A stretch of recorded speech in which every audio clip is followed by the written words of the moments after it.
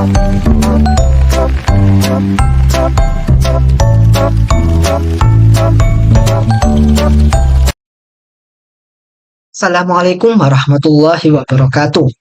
Perkenalkan, nama saya Abdul Somad. Di sini saya akan mempresentasikan makalah UTS saya, yaitu mengenai pembuatan game dua dimensi berbasis P-Game dan implementasi array serta record dalam pembuatan game Super Mario. Makalah ini disusun oleh saya sendiri, yaitu Abdul Somad, dan dosen pembimbing kami yaitu Pak Muhammad Yasin. Di sini kami dari Universitas Negeri Malang, Fakultas MIPA, Prodi S1 Matematika. Latar belakang makalah ini yaitu perkembangan teknologi zaman sekarang semakin pesat, sehingga mendorong pesatnya dalam pengembangan game juga, baik game 3 dimensi maupun game 2 dimensi. Nah, salah satu game 2 dimensi yang paling populer adalah game Super Mario, di mana game ini tidak hanya menjadi hiburan, melainkan sebagai edukasi juga. Dalam pembuatan game, kita bisa menggunakan banyak bahasa pemrograman. Tapi di sini saya akan menggunakan bahasa Python karena lebih mudah dan lebih gampang untuk dipahami. Nah, di dalam Python tersendiri terdapat library Pygame, di mana Pygame itu mendukung pembuatan game dua dimensi secara efisien. Cocok untuk belajar konsep dasar pemrograman seperti array dan record. Nah, penggunaan array dan record sering digunakan dalam kehidupan pemrograman. Nah, di sini kita akan mempelajari bagaimana penggunaan array dan record dalam pembuatan game Super Mario sederhana dan bagaimana cara merancang game dua dimensi dengan Pygame. Nah, tujuan dari makalah ini yang pertama, mengetahui cara merancang game Super Mario sederhana menggunakan Pygame. Yang kedua, mengetahui implementasi array serta record dalam pembuatan game Super Mario sederhana. Untuk flowchart sendiri, kita mulai dari start. Setelah start, dia akan menginisialisasi Pygame dan variabel dalam game. Setelah itu, dia akan meload gambar, musik, dan elemen menu utama. Setelah itu, di dalam menu utama terdapat dua kondisi, yaitu ketika player dua kondisi yaitu ketika no, dia akan keluar dari game. Ketika yes, dia akan meload gambar, musik, dan elemen di dalam play game. Setelah itu, dia akan memulai game. Nah, di dalam mulai game terdapat dua kondisi juga. Nah, ketika dia kalah, dia akan menampilkan game over screen atau tampilan game over. Setelah itu, terdapat tombol start. Nah, dalam tombol start juga terdapat dua kondisi, yaitu jika dia memencet start, dia akan meload gambar, musik, dan elemen di dalam play game juga lagi. Nah, ketika dia tidak memencet start, dia akan keluar dari game. Nah, kembali lagi ketika dia tadi kan udah ketika kalah. Nah, ketika dia menang, dia akan next level. Tetapi dalam next level terdapat tiga kondisi. Yang pertama, jika dia tidak mau melanjutkan level, dia akan keluar dari game. Nah, ketika dia itu mau melanjutkan level, tapi masih ada level.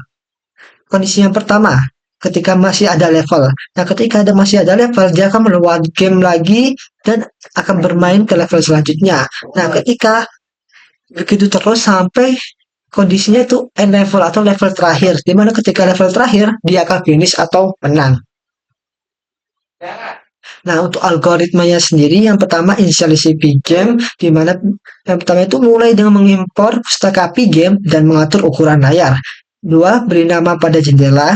Terus yang kedua, menentukan warna, yaitu buat warna dasar seperti putih, buat latar, merah untuk karakter, dan hijau untuk platform. Yang ketiga, membuat objek pemain, yaitu menentukan posisi awal, kecepatan, dan kemampuan melompat. Lalu, pemain bisa bergerak ke kiri, ke kanan, dan melompat dengan kontrol keyboard. Lalu, yang keempat, membuat objek platform, yang dimana dia tuh mensusun beberapa platform di lokasi berbeda pada layar. Terus platform itu akan menjadi tempat pijakan karakter. Yang kelima, mengatur input keyboard, dimana untuk ketika tekan A, dia akan gerak ke kiri, dan tekan D, dia akan gerak ke kanan, dan tekan tombol spasi, dia akan melompat. Yang keenam itu menerapkan gravitasi, di mana pemain akan jatuh ke bawah jika tidak berada di atas platform. Yang ketujuh, cek tabrakan dengan platform. Jika pemain menyentuh platform dari atas, ia akan berhenti.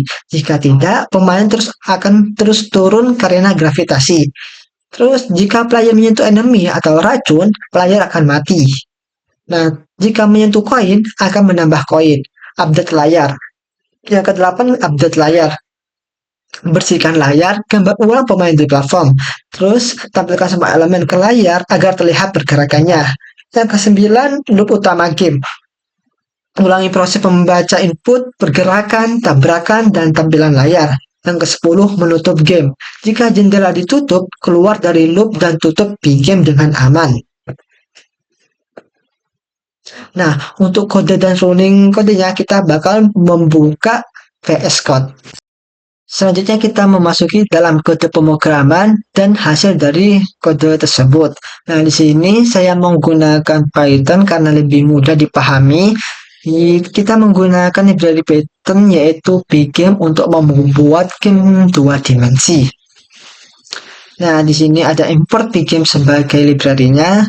Terus terdapat beberapa variabel yaitu variabel untuk font, terus ada variabel gamenya di mana ada tes ukuran dari setiap tel, game overnya dan lain-lain, dan ada variabel buat warna, ada bagaimana cara menginputkan gambar dan buttonnya, terus ada bagaimana menginputkan background, terus bagaimana untuk fungsi reset level. Di sini saya tidak menjelaskan secara detail, tapi saya memperlihatkan dan menjelaskan beberapa saja. Nah, ada bagaimana kita memuat data level dan membuat dunia, terus bagaimana membuat koin dan menunjukkan skor. Nah, di sini ada kelas button di mana semua button yang ada di dalam game itu dapat berfungsi. Nah, di sini ada bagaimana sebuah mouse itu bisa mengeklik dalam sebuah game, mengeklik sebuah button. Terus di sini ada kelas player di mana player bisa berjalan maju dan mundur, dan bagaimana sebuah player bisa melompat. Sebagai contoh ini misalkan kita di sini sebuah KP game get preset, dia itu bakal mengambil sebuah key dalam keyboard kita. Nah, misalkan kita mengambil sebuah space, tombol space. Apa yang terjadi dalam ketika kita menekan tombol space, dia bakal memainkan fungsi lompat. Nah, di sini juga bakal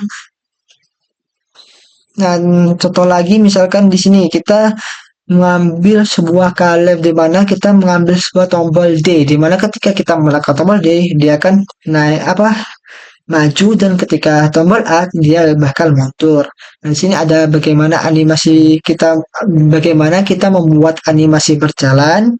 Terus di sini karena tadi kan jam terus. Nah, jika kita menekan space dia bakal naik terus tanpa berhenti naik, karena tidak ada, dan naik dan tidak turun karena tidak ada gravitasinya, sehingga kita membuat gravitasi dari sini. Nah, di sini bagaimana kita mengecek collision-nya, terus bagaimana untuk collision buat enemy, ngecek collision terhadap lava, ngecek collision terhadap pintu, dan lain sebagainya. Nah, di sini bagaimana kita membuat player on the screen. Nah, di sini bagaimana fungsi untuk mereset level. Dan di sini ada kelas world, di mana di sini kita bakal membuat sebuah dunia atau sebuah level setiap levelnya.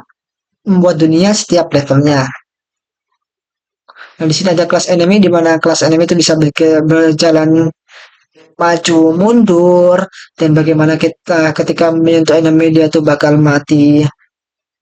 Ini sih ada kelas platform di mana platform itu bisa naik ke atas, turun ke bawah. Di sini bagian kelas lava di mana ketika kita menyentuh lava dan di mana letaknya lava. Di sini ada kelas exit atau kelas pintuku. Kelas ini bisa menaruh sebuah pintu dan ukuran sebuah pintu. Di sini ada dummy koin dan lain sebagainya. Nah, saya akan melihatnya dikit-dikit hingga selesai. Nah, untuk sebuah gambar kita bisa menggunakan, nah ini gambar-gambar yang saya masukkan. Ini sebuah background lompat, Nih, button load. Di sini ada racun. Di sini ada platform Y dan lain sebagainya. Nah, oke, kita akan merani sebuah program yang kita buat sehingga seperti ini. Nah, seperti ini. Ketika kita menekan tombol start dia bakal memulai.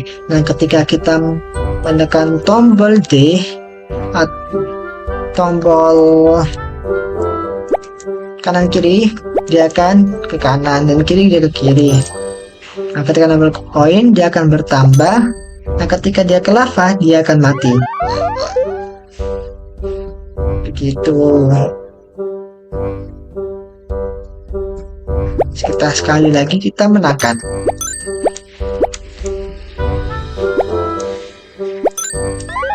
Tuh susahnya. Oke.